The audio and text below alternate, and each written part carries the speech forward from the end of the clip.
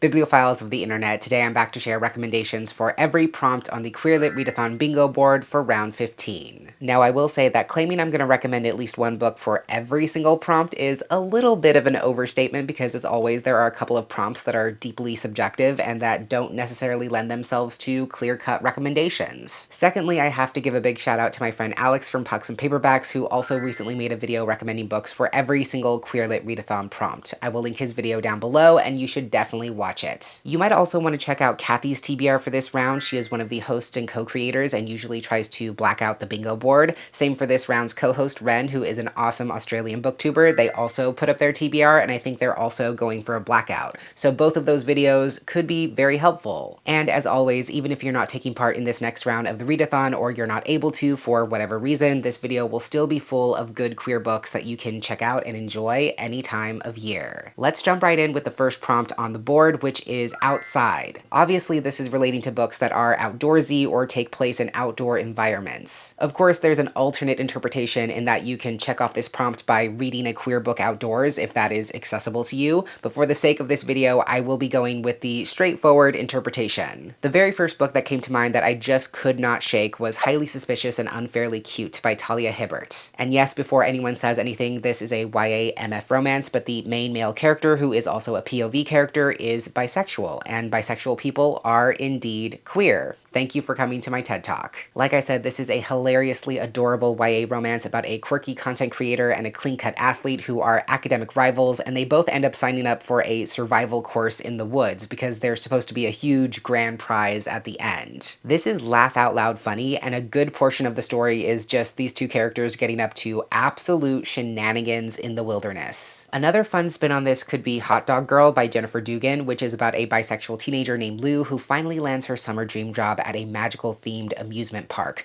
but her job is to be a dancing hot dog. I would argue that any sports related book could work for this prompt, but the first that came to mind was You Don't Have a Shot by Raquel Marie, which is a sapphic story about two rival soccer players who not only end up going to the same summer soccer camp, but end up co-captaining a team that could play in front of college scouts. The last book I'll mention for this prompt is one I haven't read yet, but I think also works for this, and that is Camp by Elsie Rosen, which is described as a screwball comedy about a flamboyantly queer teen boy at a summer camp who tries to reinvent himself as a buff, masculine, super serious dude to try and impress his camp crush. Obviously, I can't suggest anything for the group read prompt, so we'll move right along to Small Town Queers, which I feel like is pretty self-explanatory. The first book that came to mind for this was We Deserve Monuments by Jazz Hammonds, which is an incredible coming-of-age story about a teenager who has to return to her mom's small childhood town to help take care of her estranged, ailing grandmother. And there she discovers both the town and her family have some very long-kept secrets. I think Otherworldly by F.T. Lukens fits this bill because it also takes place in a small town that's actually been cursed and been stuck in a winter that's lasted for 5 straight years. The non-binary main character runs into Nox, a familiar from the Otherworld, and the two of them decide to strike a deal to help each other out and also try to break the town's curse. That book would also work for the starts with a letter O prompt, which we will obviously come back to shortly. Then we come to the free space, and while I can't recommend specific books for this, I thought I would pitch a few ideas. You could read a poetry collection, a novel in verse, a memoir, you could reread a book or buddy read a book, you could read a big book, whatever that means to you, or you could read a backlist book. You could read a book that's written by a queer author that's not necessarily about queer content. There are infinite possibilities for this space, but those are just a few ideas. The next prompt is short and sweet, which you can actually interpret 3 different ways. You can read something short, you could read something sweet, or you could read something that's both short and sweet, like the prompt says. I'm going to recommend one short and one sweet, and my short pick is Brighter Than Scale, Swifter Than Flame by Neon Yang. This is a recently released novella pitched as The Mandalorian meets Sapphic Dragon Slayers. It's about a legendary guild knight trained to slay dragons, and she is suddenly stationed in a remote, reclusive foreign kingdom where dragons are worshipped rather than feared. And she's been assigned to discover whether there's any truth to the rumors that this kingdom is secretly harboring a dangerous dragon behind its borders. And of course, my pick for sweet is We Could Be So Good by Cat Sebastian. This is a super sweet, adorable, endearing historical romance about 2 men who work at the same newspaper. They start off not really liking each other, but obviously end up falling in love. After that, we have Australian author author, and one of my favorite queer Australian authors is Shelley Parker Chan, and I would wholeheartedly recommend their debut, She Who Became the Sun. This is the first book in an epic historical fantasy duology set in China during the 1300s, and the main character, Chu, who is non-binary, is unfortunately orphaned and decides to take on their dead brother's name and enter a nearby monastery as a young novice. There they are trained to survive and fight, and Chu eventually finds himself on the front lines in the war against the Mongols, and they discover that they might not just be destined to survive, but actually destined to obtain greatness. I haven't read much from these other authors, but I will quickly mention a few more names. Quentin Lee is a queer Australian indie author who has written a witchy YA novel and also a queer dark academia thriller. I know Jen Wilde is also an Australian author, and they recently came out with a new middle grade novel where the main character is both queer and autistic. Lastly, I know that Sophie Gonzalez is also an Australian author, and while I did not personally care for her debut, she did co-write a really great queer pop star romance called If This Gets Out. She also has a queer book about a reality dating show, and she also has another upcoming sapphic boarding school romance. The next prompt we have is plus-sized main character, and I would definitely recommend The Sound of Stars by Alicia Dow, which is a soft sci-fi adventure about two demisexual characters. It's set in the future when humanity has been taken over by an alien race who have outlawed any form of emotional expression and any kind of art. The main character, Ellie, runs a secret underground library, and when one of the alien commanders discovers this library, he is supposed to destroy it and execute her as punishment. But he himself is deeply fascinated by human art, especially music, and the two of them end up on the run together from their respective species. I've also heard really great things about Here the Whole Time by Vitor Machins, which is about a teenager named Felipe who has been very much looking forward to winter break and getting away from his classmates. But the restful few weeks he had planned for himself gets turned upside down when he learns that his cute neighbor and secret longtime crush will be staying with his family for 15 days. On the adult side of things, I know there's also a book called A Little Kissing Between Friends by Chauncey C. Higgins. It's an adult romance, it's a queer black romance, and it's about a music producer who tends to fool around a lot, which has never really been a problem until her latest fling clashes with Juicy, her ride-or-die best friend, the most popular stripper at a local club, and also her crush. Next, we have the aforementioned 2025 release, and honestly, there are so many great ones to choose from. One of my most recent favorites that I would wholeheartedly recommend is A Sharp Endless Need by Marissa Crane. This is a retrospective coming-of-age story set in small-town Pennsylvania following a young basketball player named Mac, who's going into her senior year when her life dramatically changes. First, her father very suddenly passes away, and second, there's a new transfer student who also transfers onto the basketball team and completely changes everything for Mac, both on and off the court. And of course, this would also work for the small town queers prompt. If you're more into middle grade, I would also recommend Glitch Girl by Rainey Owett, which is a middle grade novel in verse about a young ADHD trans girl who is obsessed with this computer game where she can not only play as the true version of herself, but also build and design theme parks. This one is a bit heavier, dealing with things like ableism and transphobia and how the main character internalizes those things and reflects them back on herself. So definitely keep that in mind.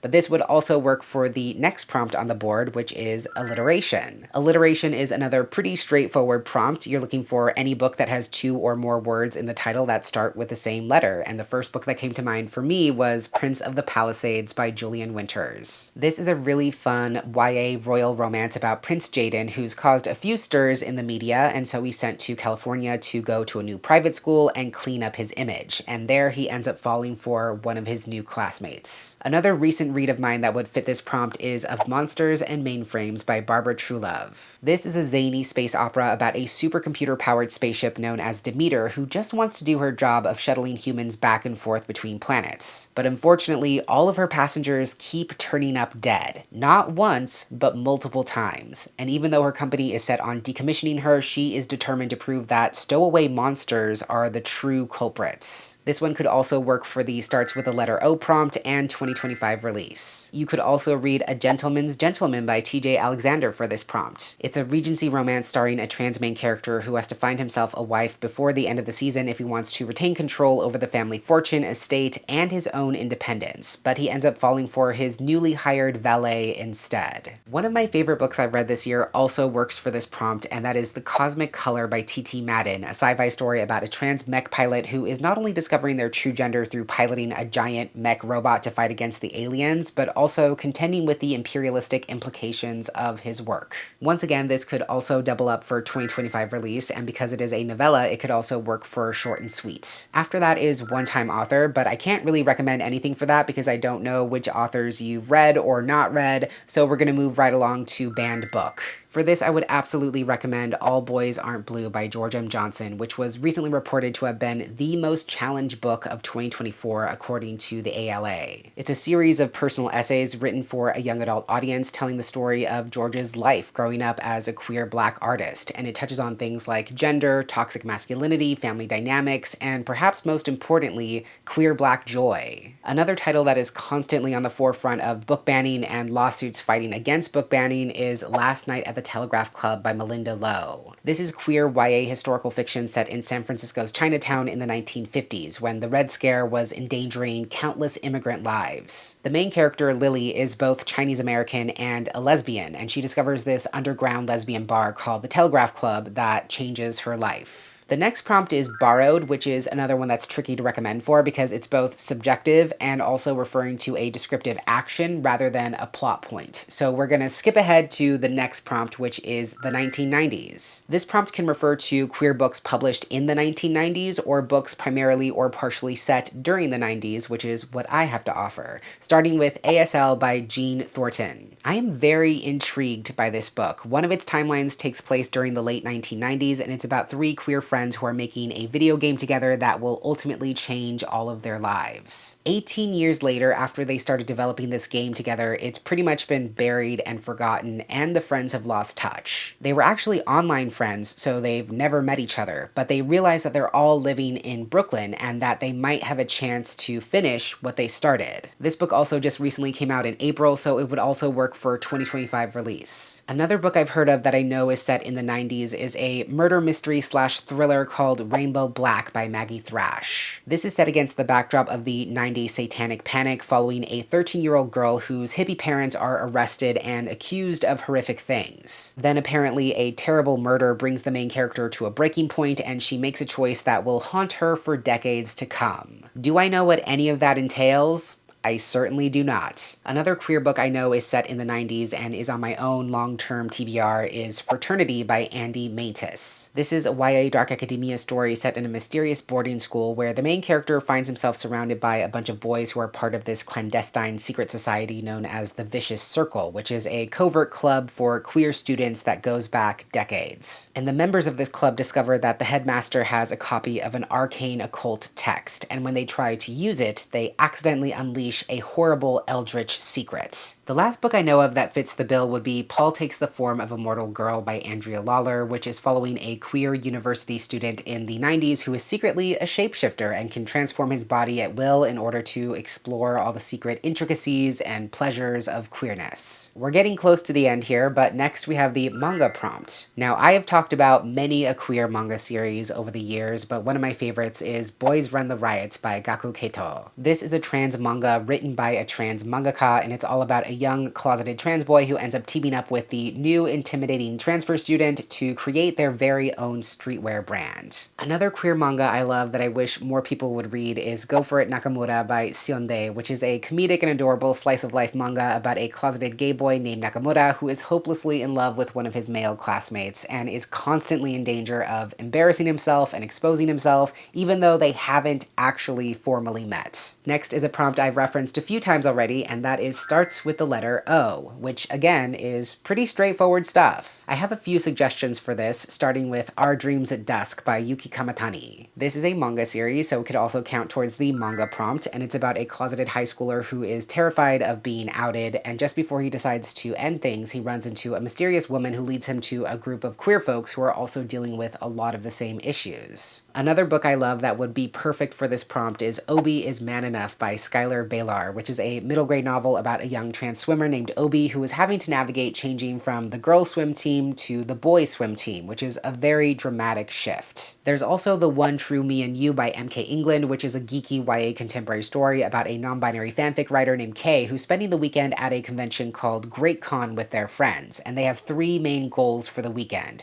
to try out they/them pronouns, to wear a more masculine cosplay, and hopefully kiss a girl for the very first time. If you want to read some truly incredible nonfiction for this prompt, I highly recommend The Other Olympians by Michael Waters, which, yes, could also work for the alliteration prompt. It's a queer history book, essentially, exploring the lives of lesser-known and uncelebrated trans athletes from the 1930s. And it's exploring how these athletes were put on a collision course with the 1936 Berlin Olympic Games held in Nazi Germany, and how the governing bodies at the time used these athletes to set a precedent for surveilling and cataloging athletes' genders that we are still contending with today. And lastly, another one of my absolute favorite queer books happens to start with an O, and that is Our Hideous Progeny by C.E. McGill. This is reimagining or revisiting Mary Shelley's Frankenstein, following a character named Mary who is actually Victor Frankenstein's great niece and a scientist within her own right. Because women were not allowed to be scientists in the 1800s, she kind of has to hide behind the guise of being her husband's assistant, and the two of them are desperate to make a name for themselves in the scientific community.